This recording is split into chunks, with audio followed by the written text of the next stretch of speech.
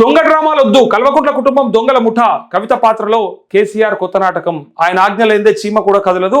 CBI enquiry వేసిన తర్వాతే కాదంటే కుదరదు. పిసిసి చీఫ్ మహేష్ కుమార్ గౌడ్ వ్యాఖ్య అంటూ కవిత పాత్రతో కేసీఆర్ కొత్త నాటకానికి తెరలేపారని పిసిసి చీఫ్ మహేష్ గౌడ్ అన్నారు. కేసీఆర్ ఆజ్ఞలేందే చీమ కూడా కదలేదని ఆయన వ్యాఖ్యానించారు. సిబిఐ ఎంక్వైరీ వేసిన తర్వాత ఇప్పుడు కేసీఆర్ కు సంబంధం లేదంటే కుదరదని ఆయన నొక్కి చెప్పారు. మంగళవారం మాట్లాడుతూ బీఆర్ఎస్ కవిత దొంగ డ్రామాలు బంద్ చేయాలన్నారు. కేసీఆర్ కుటుంబం దొంగల ముఠా అని పేర్కొన్నారు. వాటాల పంపకాల తేడాతోనే కేసీఆర్ కుటుంబంలో అంతర్గత కుమ్ములాటలు మొదలయ్యాయి అన్నారు. ఆ వాటాల తేడా ఏదైతే వచ్చిందని అంటా ఉన్నారో అది బయటకు వచ్చిన తర్వాతనే మనం దానిపైన స్పందించవచ్చు. ఇక ఇట్లా ముందు స్పందించుడంటే తొందరపడి ఓ కోయిల ముందే కూర్చింది అన్నట్టు ఆయనకి తొందరపాటు ఎక్కువ. ఎందుకంటే బనకచర్ల కంప్లీట్ కాకముందే అయిపోయిందని చెప్పిండు చూడు. అప్పుడే మన నాలెడ్జ్, మన సబ్జెక్టు, మన విషయ పరిజ్ఞానం ఆనాడే ఎరకైంది. సో ఏదైనా ముందుంటాడు అన్నట్టు, కొంచెం అడ్వాన్స్గా ఉంటాడు అన్నట్టు. ఇక్కడ కూడా అలా పంపకాల తేడా, జైలుకు పంపితే చూద్దాం. బనకచర్ల అయిపోయింది అన్నాడే మన తెలివంతా అర్థమైంది. ఇక్కడ కూడా మొత్తం ఆయన చెప్పేది ఏంటంటే దొంగ డ్రామాలు ఆడుతున్నారు, వాళ్ళంతా కావాలని చేస్తున్నారు, పంపకాలు తేడా వచ్చినాయి, అలా కుమ్ములాటలు ఇవన్నీ కూడా అని చెప్పి అంటా ఉన్నాడు. వాళ్ళు క్లియర్గా ఆమె చెప్పినటువంటి ఆ మాట, ఆమె చేసిన వ్యాఖ్యకి వాళ్ళు సస్పెండ్ చేసి పక్కన పెడితే దాన్ని కూడా ఏదో ఒక రకంగా రాజకీయం, కవితను కాపాడే రాజకీయం ఇదంతా. వీళ్ళు చేసే ప్రయత్నం ఏంటంటే కాంగ్రెస్ ఇప్పుడు ఏం చేయాలంటే కేసీఆర్ని దొంగని చేయాలంటే కవితను కాపాడాలి. అట్లయితేనే కవిత అన్ని తీసుకొచ్చిలకు చెప్తుంది. కానీ ఆమె కేసీఆర్ బిడ్డే, ఇది కూడా ఆలోచించుకోవాలి ఒకసారి. కేసీఆర్ లేనిది కవిత ఎక్కడిది అని అడిగిన మనము ఆమె కేసీఆర్ బిడ్డే అనే దాన్ని కూడా యాద పెట్టుకోవాలి పబ్లిక్. ఆమె ఎవరిని ఎట్లా ఎక్కడ పెట్టాలి, ఎవడు దొంగ ఎవడు లంగ, ఎవరిని ఎట్లా ఆట పట్టియాలనేది కూడా ఆమెకు ఐడియా ఉంటుంది. అంత అమాయకురాలు కాదు.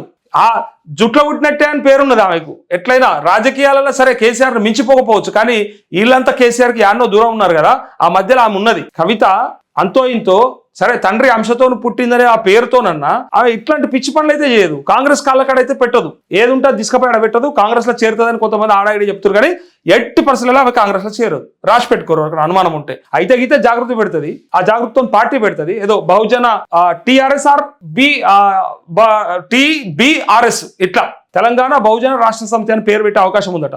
సరే దొరబిడ్డ బహుజన రాష్ట్ర సమితి అని పెడితే నమ్ముదామా? మరి నిజంగానే మరి దొరలకి ఆ ఆలోచన ఉంటారా అని కూడా కొంతమంది బహుజనులు ఆలోచన చేస్తారు. ఒకవేళ ఆ పేరు పెడితే కూడా టీబీఆర్ఎస్ అని పెడితే, లేదా టీఆర్ఎస్ అనుకుంటుందట తెలంగాణ రాష్ట్ర సమితి డైరెక్ట్. ఎందుకంటే ఆ పేరు వీళ్ళు తీసేసారు కదా, బీఆర్ఎస్ పెట్టుకురు కదా.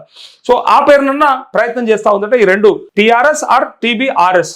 సో బహుజన రాష్ట్ర సమితి అని పెడితే మరి ఎంత యాక్సెప్టెన్సీ ఉంటుందో నాకు తెలియదు. కానీ కాంగ్రెస్ కాళ్ళకాడ పెడుతుందని అంటున్నటువంటి మాట, కాంగ్రెస్ ఆడిస్తుంది నాటకం అని చెప్పినటువంటి మాట, కాంగ్రెస్ దగ్గర మొత్తానికి మొత్తం అన్ని ఓపెన్ అయ్యి రేపు పొద్దుగల వీళ్ళని ఆగం చేస్తుంది అన్న మాట అయితే తప్పు.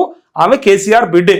ఇది కొంతలో కొంత ఏదో అంటారు కదా, ఓ చెట్టు కింద ఉంటే ఆ చెట్టు వాసనతోనన్నా కొంత ఏదో అంటారు కదా మనం, సరే తులసి మొక్కనో లేకపోతే గంధం చెట్టో లేకపోతే ఏదో అంటారు కదా, ఆ చుట్టుపక్కల ఉన్న మొక్కలకు కూడా వాసన వస్తుంది.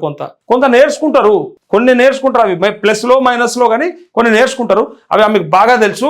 ఆ రకంగానే వెళ్తుంది తప్ప ఇట్లా పిచ్చోని చేతిలో రాయి లెక్క అయితే మారది. కొంతమంది అనుకుంటారు వాళ్ళ చేతిలో రాయి లెక్క అయిపోతుంది, పిచ్చోనికి అవకాశం ఇస్తే వాడు కొడితే రేపు పొద్దుగల అది దెబ్బ తగులుతుంది అని వీళ్ళు అనుకుంటారు.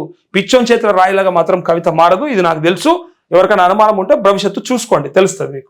నీళ్లకు జేజేలు నిందలపై నిప్పులు అంటూ ఒక పెద్ద ఫోటో వేసిర్రు. ఇది కాదా కాళేశ్వరం, ఇదే కదా కాళేశ్వరం అంటూ నీళ్ళిచ్చిన కాళేశ్వరంపై కాంగ్రెస్ నేతల నిరాధార ఆరోపణలు నిందలను నిరసిస్తూ రాష్ట్ర వ్యాప్తంగా బీఆర్ఎస్ కార్యకర్తలు రైతులు రోడ్డు ఎక్కారు. రాజకీయ కక్షతో సిబిఐ దర్యాప్తు కోరిన సర్కారుపై భగ్గుమన్నారు. యాదగిరిగుట్టలో సీఎం రేవంత్ దిష్టిబొమ్మను దహనం చేశారు. కాళేశ్వరం తెచ్చి పోసిన గోదావరి జలాలతో నిండు కుండలా ఉన్న సిద్దిపేట జిల్లా రంగనాయక సాగర్ వద్ద ఇది కాదా కాళేశ్వరం, ఇదే కదా కాళేశ్వరం అనే పేరుతో 100 మీటర్ల బ్యానర్ ప్రదర్శించారంటూ ఈ నీళ్ళన్నీ ఏంటియో మరి. ఈ నీళ్ళన్నీ ఏంటి అసలు? కాళేశ్వరం నీళ్ళు కావా?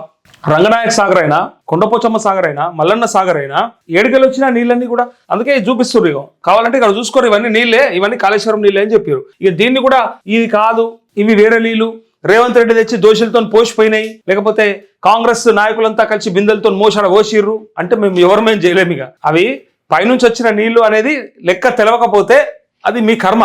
ఎవడు అజ్ఞానానికి ఎవడు బాధ్యుడు?